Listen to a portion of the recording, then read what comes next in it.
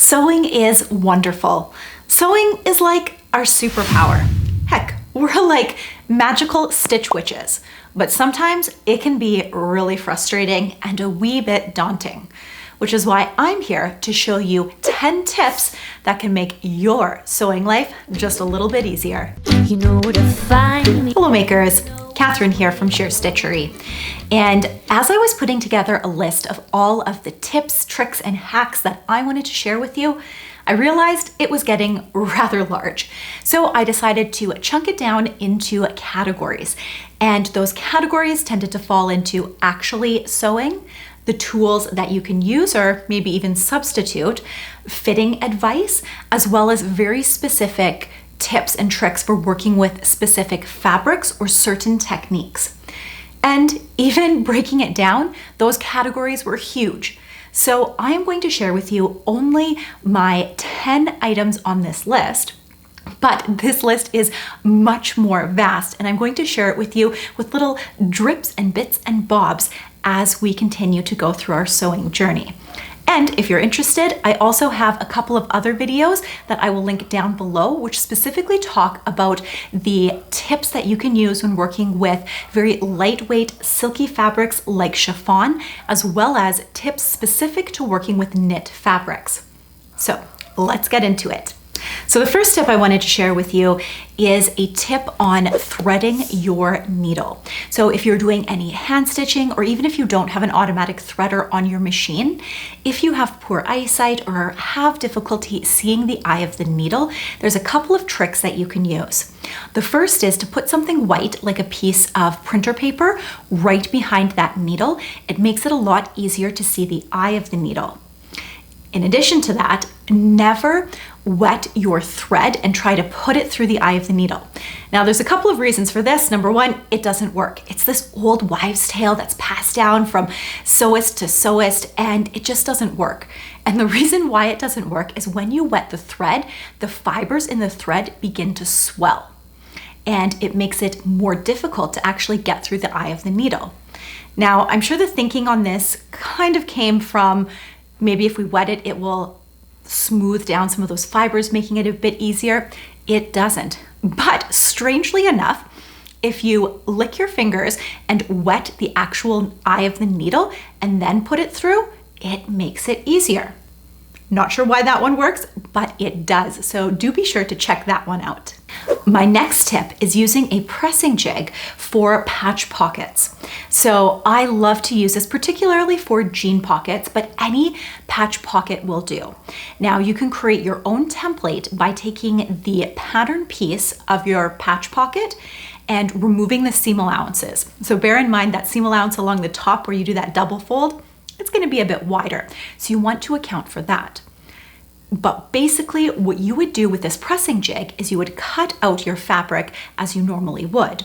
But then rather than folding in the seam allowances and stitching it in place, and your pocket potentially could shift. What you do is when you go to the iron, you're going to press the inside of the pockets to that pressing jig. So it is absolutely perfect. Now you don't want to cut this pressing jig out of just regular printer paper. You want to use something a bit more heavy, like a cardstock or maybe an old shipping box that something came in, a cereal box that you're about to recycle, something like that that's got a little bit more oomph. And obviously you want it to be paper because you don't want it to melt, because you are going to be using the steam from your iron to really set that in place. Now, once you have that all pressed in place, let it cool. And one of the tips that I have for that, if you have a tailor's clapper, which is basically a chunk of wood. You don't have a tailor's clapper? Don't worry. Go and find a piece of wood, ask your husband, maybe you've got it in your garage, but go and grab that. And when the steam is still hot, pop that down onto that fold. What's going to happen is the wood is going to soak up all of that precious steam, and it's actually going to lock that in place. And it'll have a nice crisp finish to it because you use that tailor's clapper. So once you have that all in, then you can go ahead and position your patch pocket onto the back of your jeans or the front of your jacket and pin it in place. And then you can stitch all the way around just as you usually would. But in this instance, nothing is going to be stretched or warped out of shape, and it's going to align absolutely perfectly, and you're gonna get really professional results with that. Plus, you can reuse that pressing jig over and over. And if you love to make denim jeans, I am going to link down below. Number one, I've got a video on how to sew yourself a pair of jeans, but also a free pressing jig with some stitch templates if you like to have decorative stitching on the back of your jean pockets. Now, as much as I love machine sewing, it's inevitable that you are going to do a little bit of hand sewing at some point. And a trick that I have seen passed down from hand sewist to hand sewist is actually taking your ruler and marking out even increments on your finger or your thumb, whichever how you stitch with your hand stitching is closer to where you're going to measure it, but it provides a really nice gauge for having even stitches. And it's almost like this nice little trick that it looks like you've been stitching for years and years, but really having this little gauge is absolutely perfect for having those perfectly spaced hand stitches. And in the sewing community, if you've already heard this, there is a couple of people that they should get little tattoos with those increments on their finger so that it's always there. You don't even have to draw it on, they're just removing another step. My next tip is if you're looking at gathering a thicker fabric into, for example, say a gathered skirt, or potentially maybe it's that sleeve, and you're finding that the thread you're using with those 2 rows of basting stitches, it snaps and it breaks. And especially if you're using a bit of a thicker fabric, you know it's gonna snap or break. Well, I've got a great tip for you.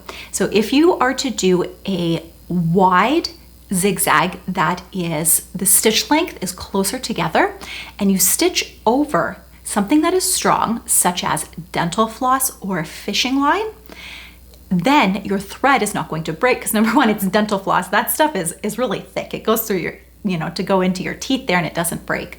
So by doing that, you're not putting all of that tension in the gathers going between the layers of thick fabric. It actually sits on top of it, and the zigzag allows that dental floss to gather it up quite nicely, giving you nicely pleated gathers and no breaking threads. Because it's just the worst stitching all the way around and pulling, and you've got these dense gathers and this thicker fabric, and then a thread breaks and you're like, I've still got one more row, and then that thread breaks. And this really, really does help with that, and you can evenly distribute that nicely along those gathers.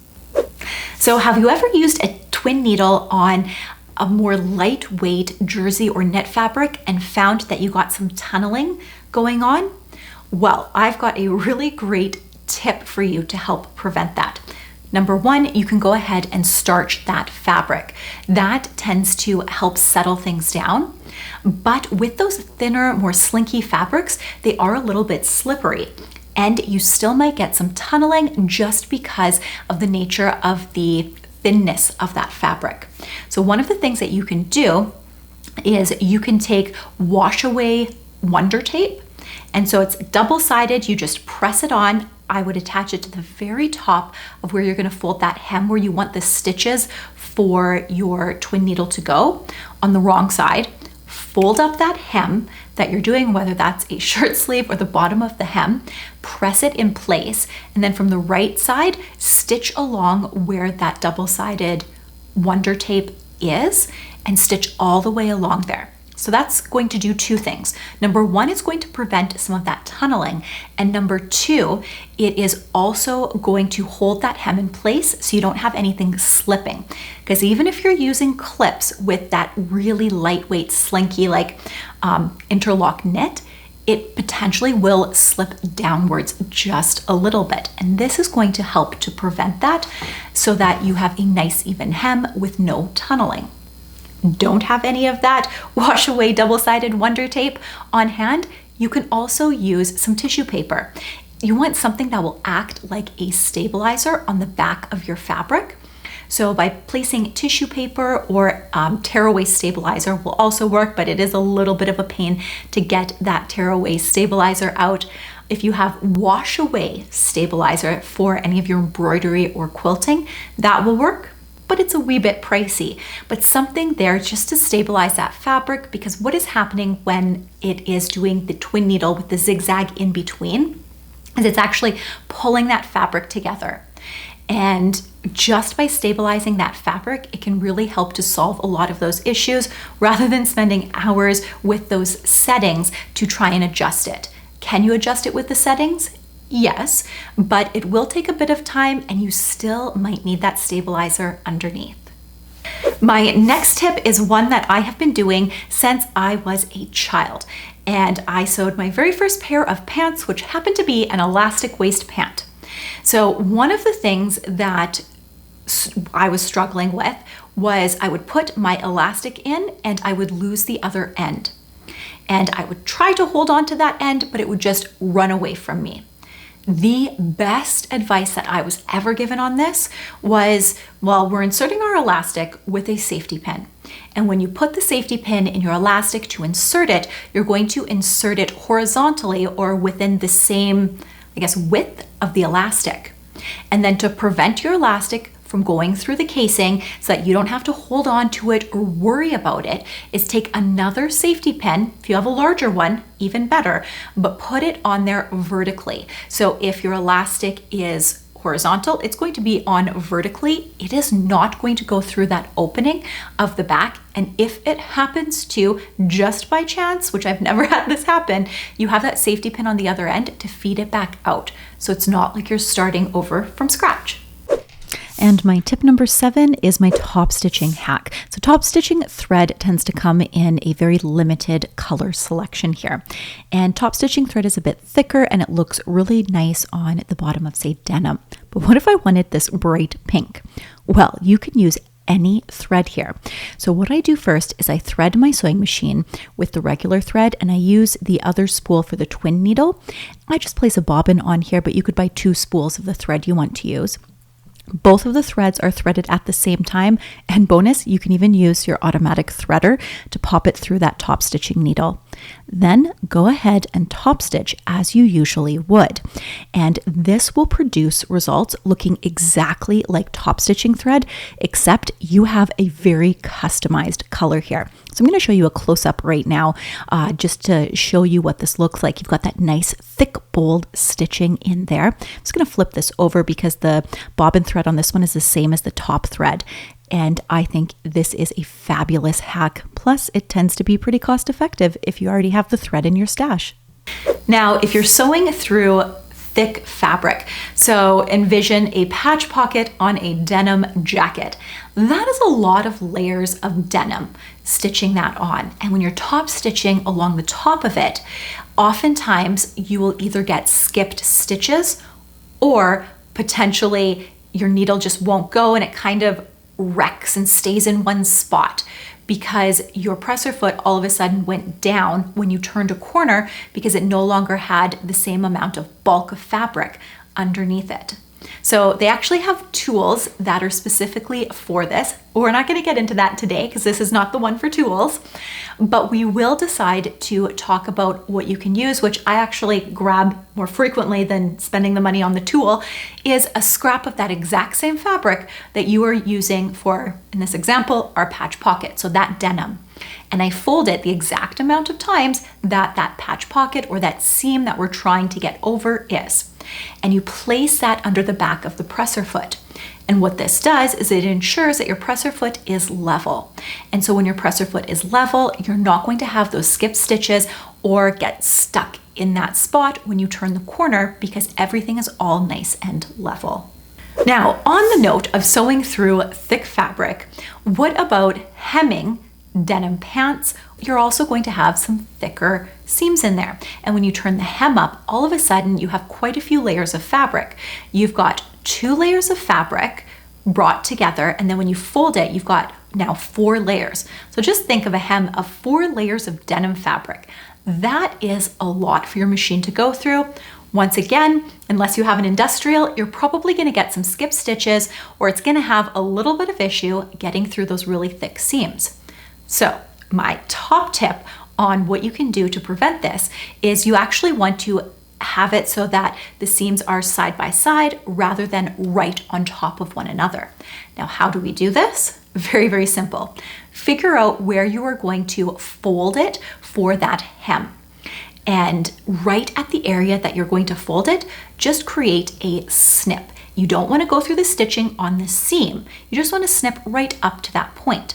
Then when you fold it over, rather than having both of the seams go right on top of one another, they are now sitting side by side. So rather than right on top, they're side by side because one goes on one side and one goes on the other side. So then when you pin it in place and are doing the top stitching on that cuff or that hem, you don't have to go through 4 layers of denim or jersey fabric. You only have to go through 3, 2 of the seam and 1 of like the main piece of fabric on that. So it really does help that out significantly. And next, do you struggle with zippers? Zippers tend to be a hot topic with sewists. One of my top tips is how to get your zipper lined up where the bodice and the skirt or whatever that seam is.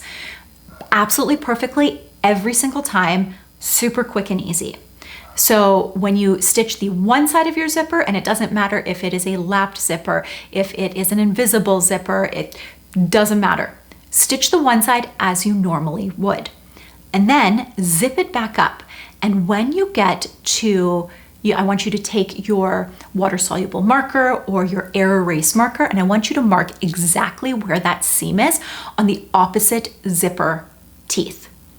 And then you can unzip your zipper, and the first place you're going to pin is where you had marked where that zipper meets the seam line for the bodice and the skirt. And then you're going to pin at the very top, and every once in a while, it is not going to line up. You're gonna have a little bit of extra ease or maybe not enough ease within that garment. So you're gonna have to stretch it just slightly.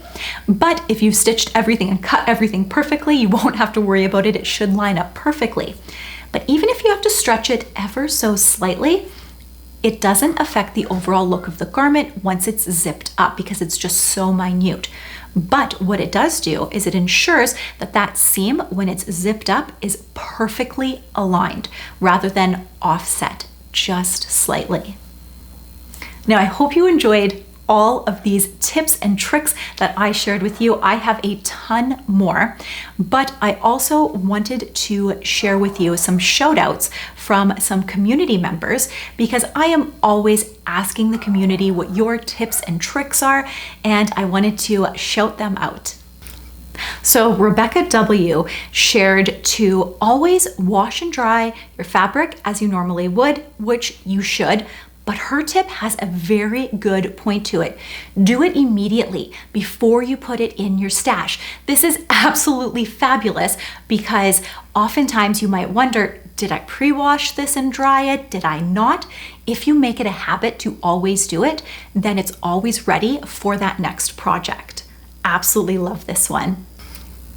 And Jessica Rollison gave a number of different tips. And one of them is making sure you're using the best needle for the job. And I absolutely love that one because it's something that a lot of new sewists don't necessarily know. And sometimes, depending on the machine, what might work best for your machine might not work best for another machine. Another tip she had was to make sure that you're winding your bobbin evenly. And so that's making sure that you're not having all of the thread up at the top. This really does help with your lower bobbin tension and your overall stitching. She has a ton more tips as well. So I wanted to send a quick shout out to them and thank you for sharing all of those tips. I would love to hear some of your tips and tricks. If you leave them down in the comments below, I will be happy to share them on future videos, as well as being able to share them with the rest of the sewing community. Now, if you haven't done so already, do consider subscribing, checking me out on all of my socials. They are all at Sheer Stitchery, and head on over to my website, sheerstitchery.com. I have a line of indie patterns as well as sewing courses for you to check out, and am launching the Stitch Society, where we can have a community of makers that come together. It's totally free to join, and we will share tips and tricks as well as offer free patterns and advice. Until next time, makers, let's get our sewspiration on.